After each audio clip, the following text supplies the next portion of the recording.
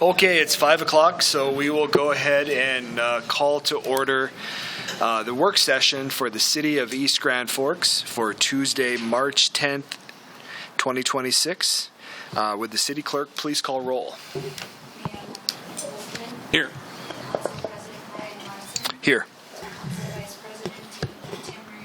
Here. Here. Here. Here. Here. Okay, we have a quorum. Let's get into our work session agenda here. Our first item is Senior Citizen Center Board of Commissioners bylaw update. Mr. King.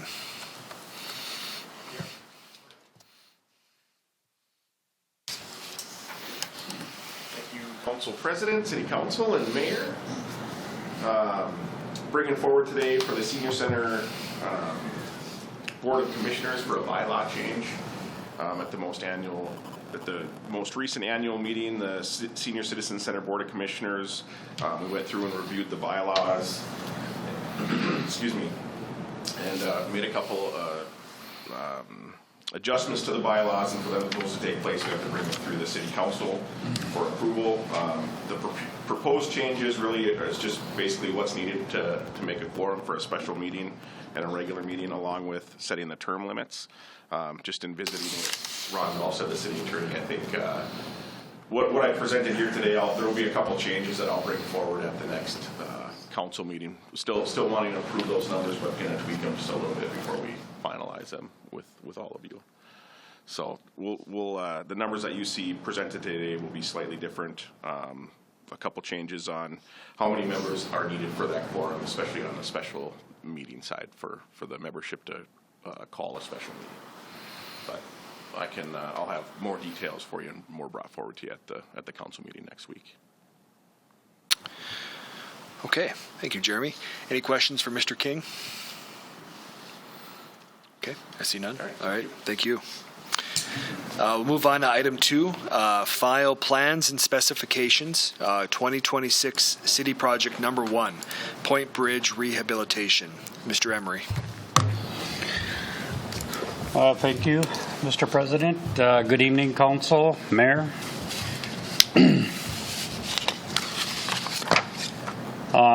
So plans for the Point Bridge project have been approved by the MnDOT District 2 office.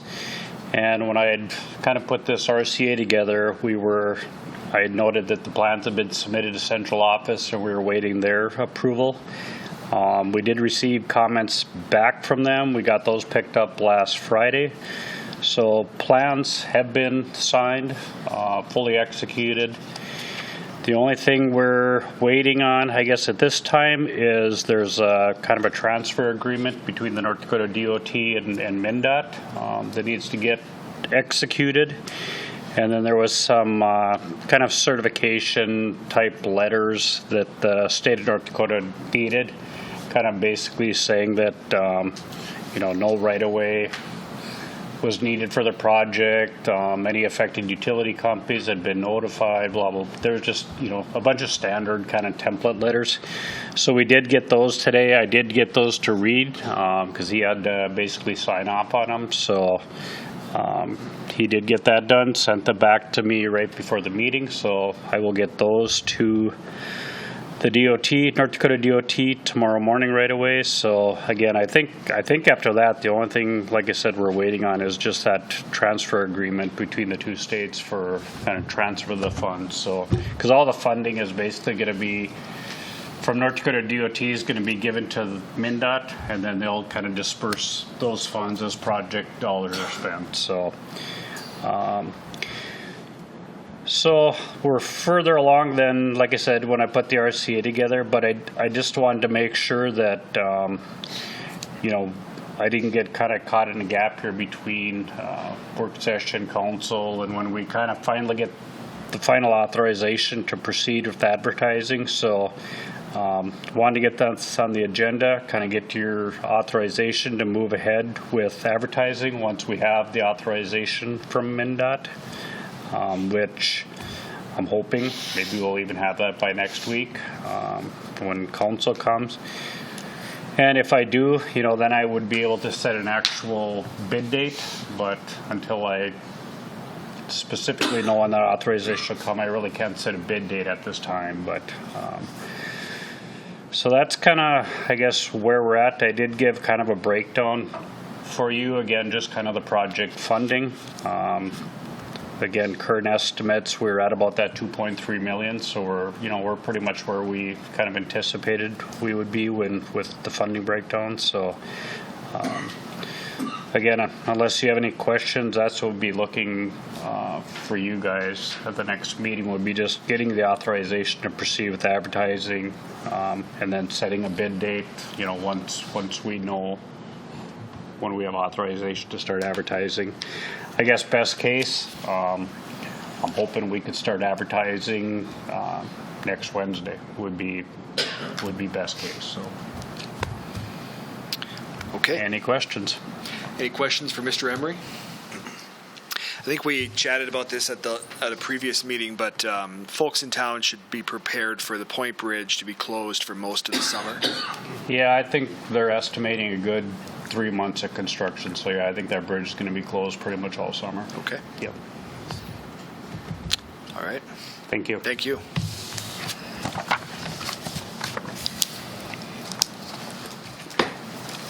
Okay, let's move on to item number 3, discussion regarding the Minnesota state flag. Mr. Huttunen. All right, thank you, council members, mayor. This kind of on the heels of the discussion at the city council meeting last Tuesday, just bringing forward the topic for discussion here. In preparing for the meeting, we did put an RCA in the agenda, and just I would point out there that we did found another city in Minnesota that's recently discussed it and just pulled some points that they had in some of their requests for council action. As you know, on our RCA, it has a staff recommendation line. I would just make a point to say that staff doesn't have a recommendation in this place. We placed it in the agenda as such, but I want to reiterate that this is 100% a council discussion and decision to make. It's not one that staff plans to weigh in on one way or another. So from that, I'll just hand it to council and happy to try to answer any questions that I can. All right, thank you, Reid. Let's start the discussion. We'll start with Mr. Riepel. I'm probably the culprit that brought this up, but it was from the recent vote in Champlin, Minnesota, is where we started all this. Detroit Lakes now doesn't fly a state flag, period. They took the road that we're just not going to fly on. Since this time, I've probably had anywhere between 50 to 100 people approach me on it. I've had 2 naysayers. They do not want to change the flag. The rest are all in favor of changing to the 1983 version, going back to it. And some of the reasons got a little dark. I'm not going to get into those particular aspects of it. But for the most part, they did feel that there was a process failure by the governor himself. It should have gone to the state floor for the Senate and for the representatives. Let them vote on it, see which way they wanted to go. I think it would have probably been better to bring it to the people and let the people vote on it. It's our flag. And so this is a little hint to the mayor or the governor that he's not always right, like he thinks he is, and that the process was skewed in a lot of ways. But yeah, I've had an overwhelming response to say, let's go back to the 1983 version. Thank you. Okay, any further comments? I just have some comments. Go ahead, Karen, and then we'll invite our guests here as well. But Sure. Well, please, go first. go ahead. Please, if you'll just let us know your name, please. Yeah, I'm Alan Sonnenberg. I live at 5. We'll go. It was already on. I'll go back up. There you go. Okay. President, members, staff. I'm Alan Sonnenberg. I live at 510 Bigland Road, Southeast East Grand Forks, Minnesota. I have a consulting business and a construction business in North Dakota, Class A contractor's license. I used to teach small business management, work with community development, housing, economic development. One of the things that we don't want to do as a community is to revert back to the old ways. And I think going back, and if you look at the flag and see the symbols on there, and some that have changed, but the poem that is associated with the flag, it is strictly racist. And I don't think we want to promote our community as a racist community. Now, I've heard about communities across the state opting out. They're in the minority. I haven't heard anybody say they want to revert to the old flag. But in view of economic development, community development, and the projection of our community, I think we should stick with the new flag. I'm also told that with the problems that ICE has had in the community, that across the country and the world, they're using the new Minnesota flag as a symbol of standing up against tyranny and the forces that ICE has caused in Minnesota. I used to do national security clearance background investigations for 15 years. I did it on ICE officials. My wife used to work, may she rest in peace, my former wife, used to work for ICE. The agency of ICE today is nowhere near the agency that it used to be. And my wife received awards in Washington for her work with ICE. Today, I consider them thugs. Mr. Sonnenberg, let's please focus the conversation on the flag, if you would, please. So therefore, if we display, as the schools do here, the Minnesota flag, I think we're promoting looking ahead to the future and so forth. Thank you. Thank you, sir. Thank you. Okay, go ahead, Karen. Okay, I just wanted to provide some feedback maybe on the new flag as well, where if you look back throughout history, there have been proposed changes to be made to the flag for several decades, right?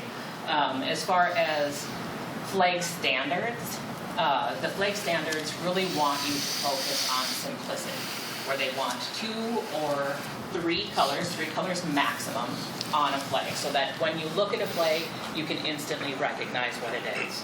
Our new flag represents water, which is for the land of 10,000 lakes. It represents the Lake Superior as well as the Mississippi River, right? The other reflects the dark skies and the North Star. Now, if you look at the star that is on the flag, you can see that it is not just a regular 5-point star, it is an 8-point star, which encompasses many different things, where it encompasses the M across the entire star for the state of Minnesota. It also reflects both Native American and African culture, where it points to all directions and represents inclusivity of all of us. I am in firm belief that we should be moving forward and not taking a step back. Okay. Thank you. Any further comments? I could just add, or Dale, why don't you go first, please? Yeah, thank you. I will make a comment. It's going to sound kind of stupid, but to be honest with you, I couldn't tell you what the old flag looked like, and I can't honestly tell you what the new flag looks like. I have not paid much attention to the Minnesota flag. I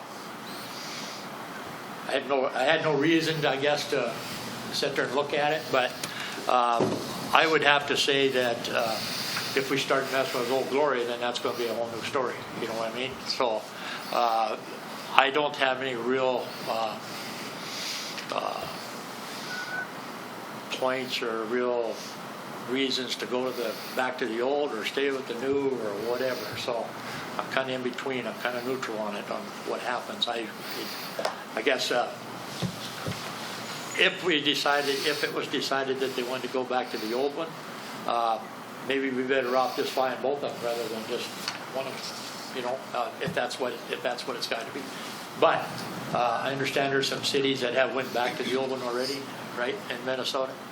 I don't know what their situations were or whatever. I have no idea, but that's where I'm at on it right now. I'm not 100% sure that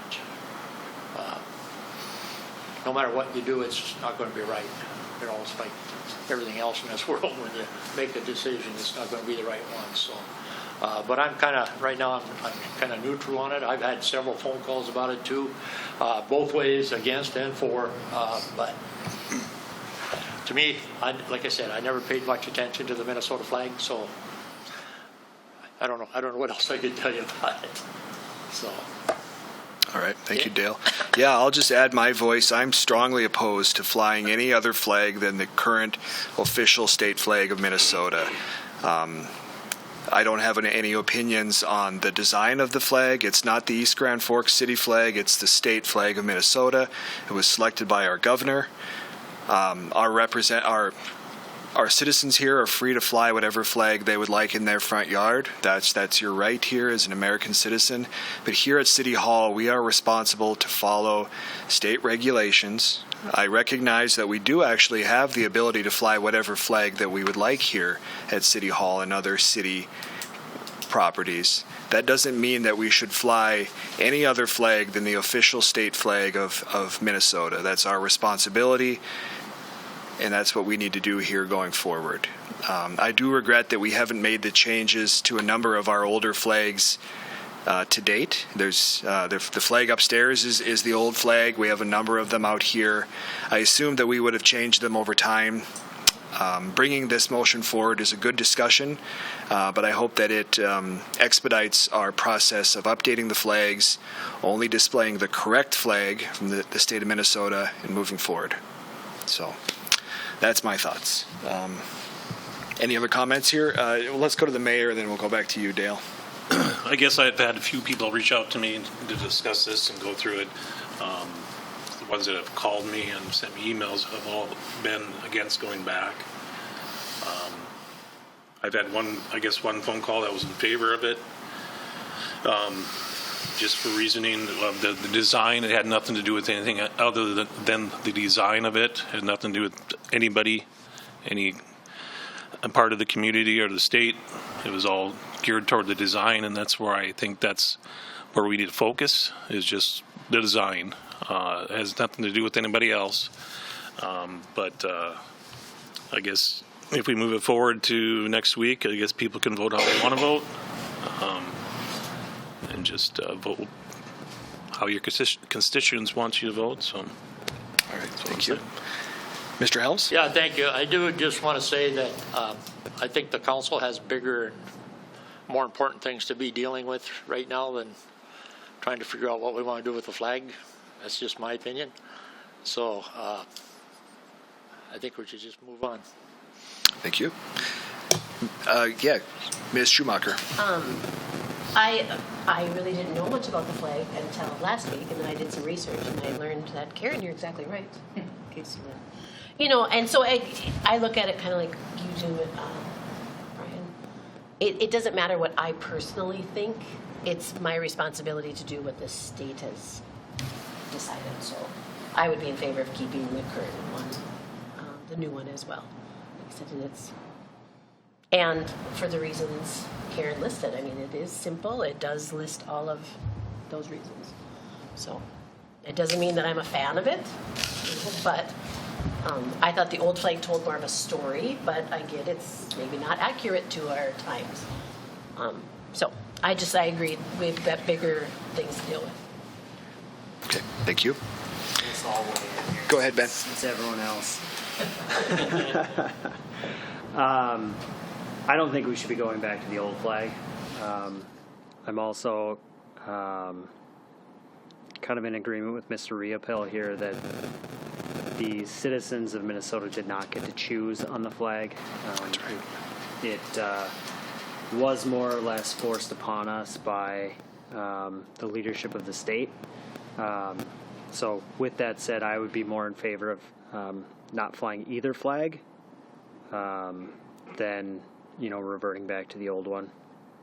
So. Go ahead, Karen. I just want to make one other comment, that the change of the flag actually was not initiated by our administration or by our officials. The change of the flag was actually initiated by a high school student, and it was brought to the state legislature, and then they went forward with it. And it was a process, and the individual who did when the design is from Warren, Minnesota, right? It wasn't appointed. They didn't create a commission of 11 different individuals who represented everybody. So I do think there was some thought that went into it, and it wasn't just a simple decision. Thank you. Any further comments? Okay, I see none. All right, great discussion. Let's move on to item number 4 then. Fire Station number 2 update. Fire Station number 2 tour invitation. Chief Boushee. Thank you, Council President, Council, and Mayor. Just want to update you on Station 2. The design and specs for that station are complete. I included all the design, the specifications, and the cost estimate. I also included the 2023 facility assessment for you to look at. I do believe that the design is effective in meeting our goals and doing what needs to be done to that station. With that, the next item I have on this request is to invite you to a station tour down at Station 2. Have that scheduled for after the council meeting next Tuesday. Purpose for that tour is just to give you a first-hand view of that station, so you have a better understanding of what's going on down there. With that, any questions on the design or the invitation? Yeah, I've got a question, but let's see if there's any other comments or thoughts. We'll start with Mayor Olstead. I think doing the tour is probably going to be pretty valuable for everyone. I think you can be able to see everything that needs to be done and what's currently there. I know that I talked to you earlier today. I don't know if you found anything out yet on the asbestos stuff. If a municipality can be part of the brownfield, excuse me. But I think we need to look at that just in case. I know it's not a large amount of money, but I think just knowing that or maybe getting some help with it would be great. I don't. Hopefully, when we get into it, it's not bigger. That's what my worry is that once there's asbestos, there's going to be more and more than you think. So, yeah. So back to the tour. The idea with the tour is to look at the situation now, and then I'll have the prints there for you to look at too, and we can talk about the new design. But to your asbestos, I reached out to our architect. He wasn't in. But I went to the website, and it looks like we would be eligible for that. So I got to call into the MPCA and see if it comes out of that. sure, yeah, that'd be great. I think what estimate you have on there now, like I said, I think once you get into it, that's going to keep growing. What we have to do for the remediation. So it'd be wonderful if we could have some assistance with that. So I'll work on it. Thank you, sir. Okay. My question, I guess, for the group and really to Reid and Carla here, thank you for joining us, Carla, is could you kind of help us start a discussion on potential funding sources for this update and what that would look like, related to budget impacts and other impacts to other initiatives here within the city of East Grand Forks? You want to take a shot, Carla? Well, I can start. In earlier discussions, we've talked about using our building maintenance fund, which we get $400,000 a year from Water and Light, and we have that. We kind of estimates for the next 5 years for that. Yes, this would take a huge chunk of that, but Reid and I have had discussions. I know he had even talked about maybe borrowing money from Water and Light and stuff, but I did say that we have a Fund 401 fund, which is an infrastructure fund. We use it particularly for street projects. Like if we have a smaller project, like when we had the Saw Hill, or is that what? Yeah, the street project. Instead of bonding, then we would use that, and then there are special assessments, and the interest goes back into that fund. Since this really is infrastructure, we talked about we could actually borrow from that fund and pay it back with so many years from the building maintenance fund. Yes, other grants would be wonderful.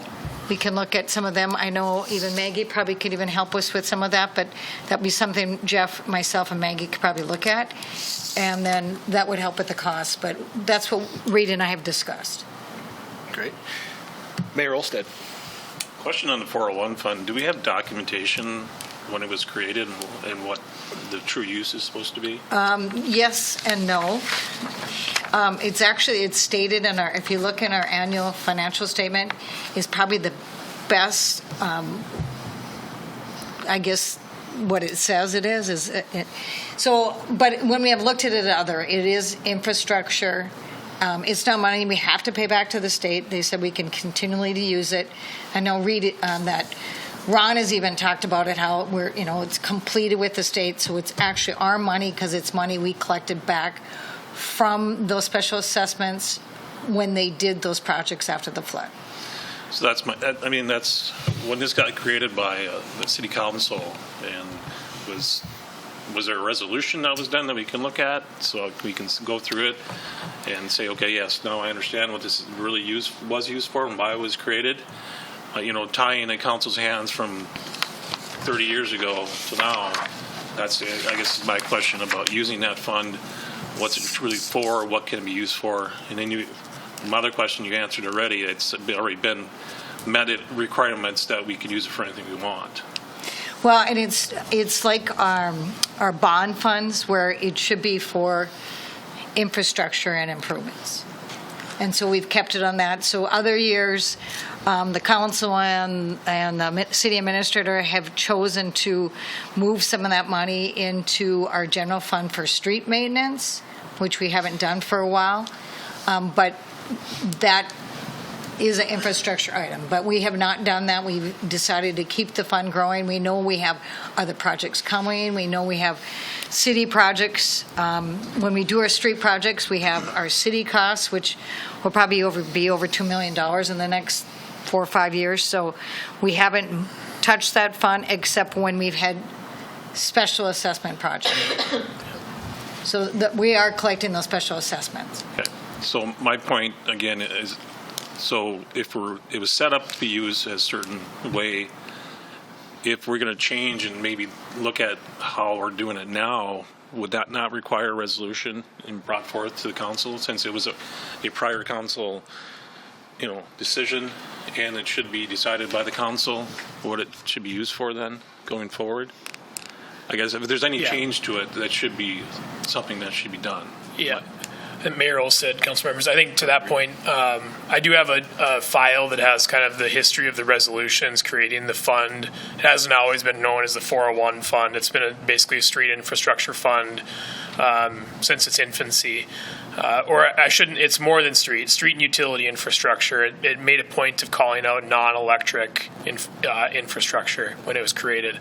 But I could bring that to a future work session, bring that summary that I have, the summaries that have been in our audit books all the way back to the early 2000s when the account was created. There's probably a harder trace for us to find on being able to see in an audit or financially that the original source funds from the state have been completely rolled over and used, so that these are sort of all free and unencumbered for us. We believe that exists. Ron and I have talked about that going back to a couple of years ago already.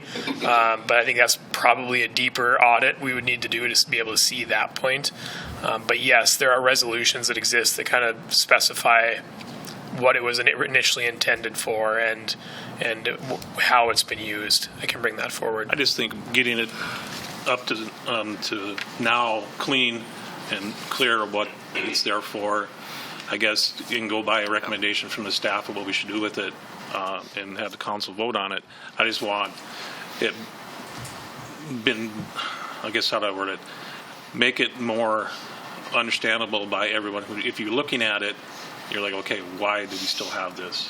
What's it for?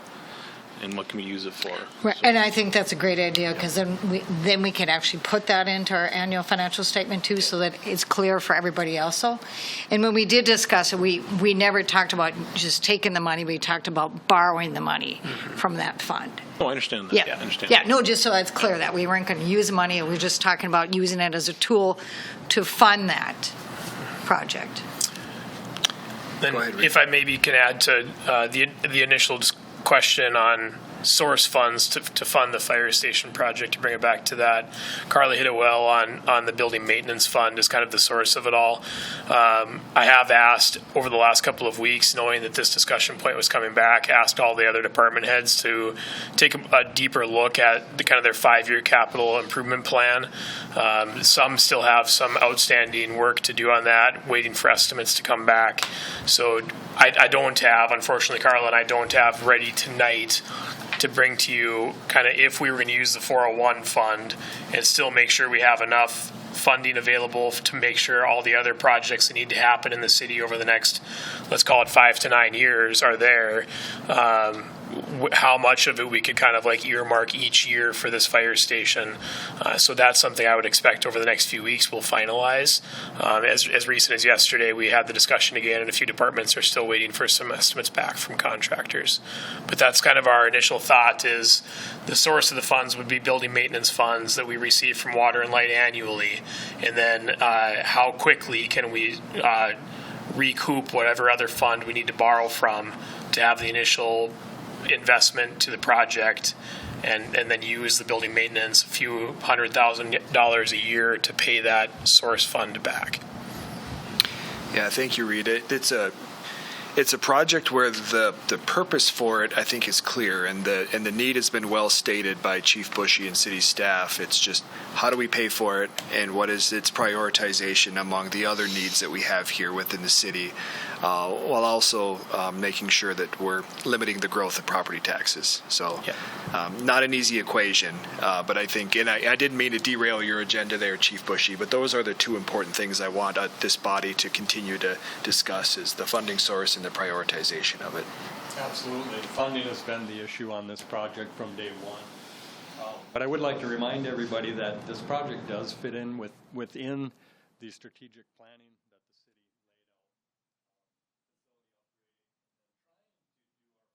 city laid out with fund balance. And to add to Reid and Carla's discussion here, considering doing a combination of funding, which might include fund balance and the building maintenance fund to cover a loan payment. But I don't know if we have to single source this thing. If we could do a combination to bring it more equitable for everybody, I think that would be helpful, if that thought hasn't been put out there. Great. Let's go to Councilmember Riopel. Is there any amount that the rural fire department are going to put into this? They pay a contract fee every year? No, I wouldn't. Tap them on that? No. And they've helped us very much in our vehicles. Engines, right? And the plan is to do that with the vehicles at a very hefty cost for them. Yeah, we're joint purchasing our engines from here on out. Yep. Yeah. Okay. Just the other thing is that we're pretty fortunate that we've been using that building maintenance fund to make repairs when they're needed, so we're not behind like we have been in the past. So that's kind of why it's taken longer for Reid to get the information, because people are sitting at a pretty good spot, but we still need a plan for those 5 and 10, even 10-year projects. So that's why it's taken a while. But the departments have been really good about getting things fixed and making sure we get them through timely. So. Great. Any further questions or comments on this? Mr. Helms, please. Thank you, Mr. President. I kind of like the idea of getting some of that water and light money. We're working on that. And they have been very well, helping us with that 400. It went from 300 to 400, so that has been a godsend. Many cities don't have that, and that's how we keep our repairs, our facilities going. So we are very lucky for that. Well, yeah, Reid, I would encourage continued dialogue and agenda items as we start to, build the information, have these discussions, look at the prioritization, the funding sources. Let's just continue to revisit this topic until I think this body has a good sense of a potential path forward and where that hits in that, years. I'm not even sure where it fits in the 10-year plan yet. We'll talk through that, but just focusing on it, making sure it's clear for everyone here, I think is really important. Okay. Any other questions? Okay, I see none. I believe that brings us to the end of our agenda for today. We'll be looking for a motion to adjourn. Moved by Peterson, second by Riepel. All in favor say aye. Aye. Opposed, same sign. Motion passes. Meeting is closed. Thank you, everyone.